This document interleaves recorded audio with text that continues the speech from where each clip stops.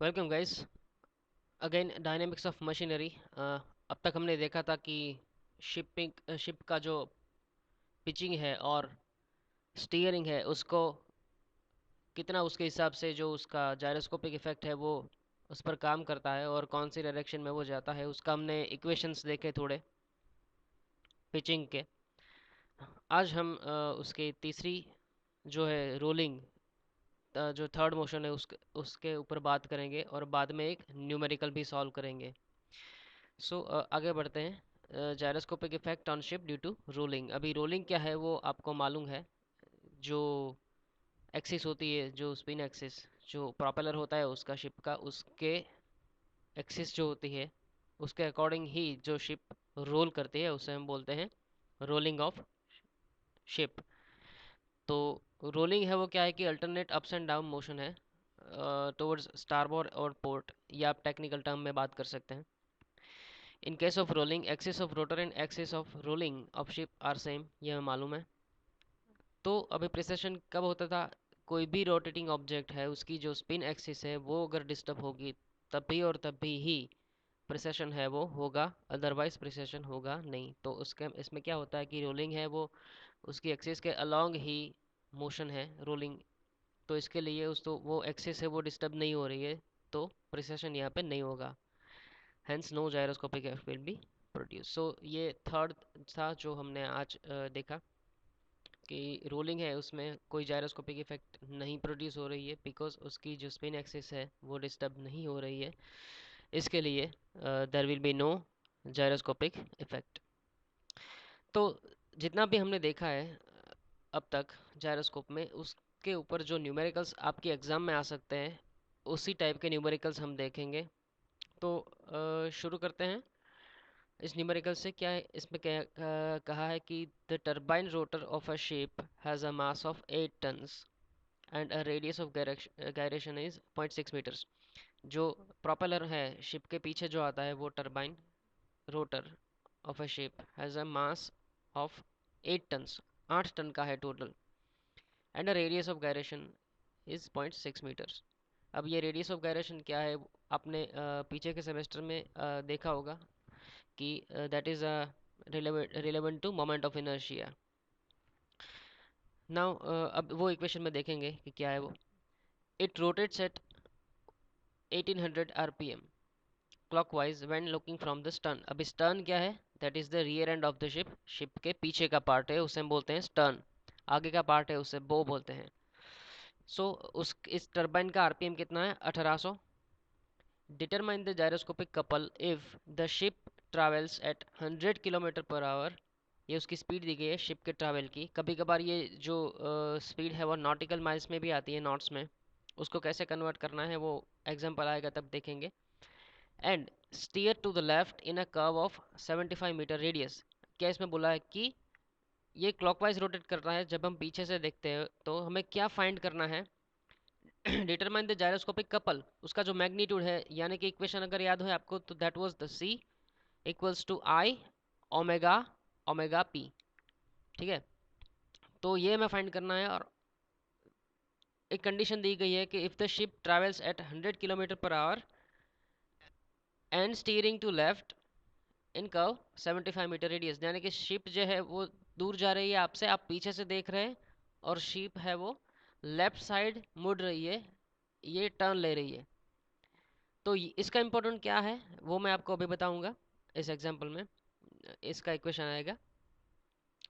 तो सब जो पहले क्या करो, एक आदत रखना आप अपनी कि जो भी सभी पहले जो गिवन डेटा है वो उसे वन बाय वन आप लिख लेना। तो मास दिया गया है सबसे पहले 8 टन्स, और रेडियस ऑफ गायरेशन दी गई है that is K, 1800 RPM that is N, when looking from the stern determine gyroscopic couple. अभी जो स्पीड है, वेलोसिटी लीनियर वेलोसिटी है, mind well this is linear velocity.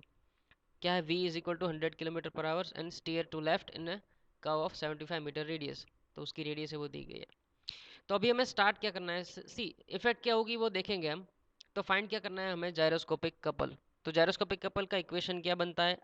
c is equal to I omega omega P. ये एक बार हम लिख देते हैं यहाँ पे, c is equal to I omega omega P. ये हमें फाइंड करना है, इसकी मैग्नीट्यूड, इसकी वैल्यू फाइंड करनी है। तो अभी इसमें i क्या है वन बाय वन देखेंगे इसमें हम कौन सी सी हमेशा एक आदत रखना कि हमारा गोल क्या है वो पहले देख लो, क्या फाइंड करना है हमें। उसके बाद उसमें जितनी भी टर्म मिसिंग है वो वन बाय वन स्टार्ट करना, आपके लिए एग्जाम्पल बहुत ईजी हो जाएगा। एग्जाम्पल कैसे सोचते हैं, कैसे ये जो डेटा आपको दिया गया है उसके ऊपर से कैसे सोचते हैं, ये हम मेरे साथ आप देखते जाना, आपको पता चल जाएगा। तो हमेशा ऐसा सोचना कि पहले हमें चाहिए क्या, उसमें क्या मिसिंग है वो हम देखेंगे। सबसे पहले आई, तो आई हमारे पास नहीं है, तो आई क्या है, that is moment of inertia. Moment of inertia किसका, ये रोटर का। ठीक है, ये रोटर का मोमेंट ऑफ इनर्शिया जो है वो हमें मांगा गया है हमारे पास, लेकिन वो है नहीं। तो मोमेंट ऑफ इनर्शिया का इक्वेशन आपको मालूम होना चाहिए, that is I is equal to M K square. कोई जो राउंड सर्कुलर ऑब्जेक्ट है उसका मोमेंट ऑफ इनर्शिया बनता है आई is equal to M K square. तो इसमें एम क्या है, यहाँ पर दिया गया है 16, के रेडियस ऑफ गायरेशन हमारे पास है, तो ये आई हमें मिल सकता है। तो सबसे पहले ये फाइंड कर लेते हैं। तो moment of inertia of rotor I equals to M K square, mass sorry 6 मैंने लिख दिया बाई मिस्टेक से यहाँ पे, ये 8 टन है।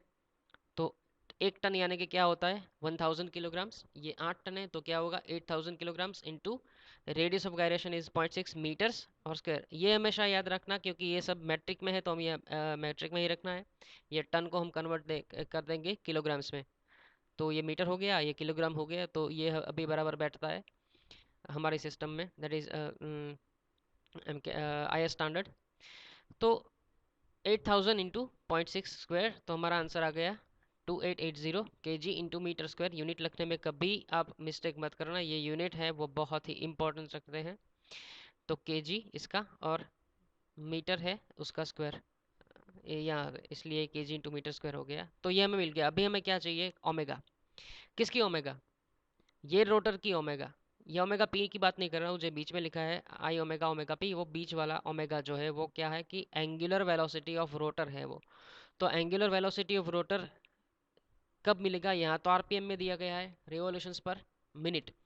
तो इसको हमें कन्वर्ट करना पड़ेगा सबसे पहले रेडियंस पर सेकंड में, क्योंकि ये ओमेगा है जो वो रेडियन पर सेकंड में है, ये भी रेडियन पर सेकंड में है, तो इसलिए हमें इससे पहले कन्वर्ट करने का पड़ेगा रेडियंस पर सेकंड में। तो उसके लिए सबसे पहले क्या है, उसका इक्वेशन हमारे पास ऑलरेडी है, दैट इज 2 पाई/60। शुरू करते हैं angular velocity of rotor in radian पर सेकंड। तो अगर हम उसकी सभी वैल्यूज़ करके देखेंगे तो आ जाएगा 188.5 रेडियंस पर सेकंड।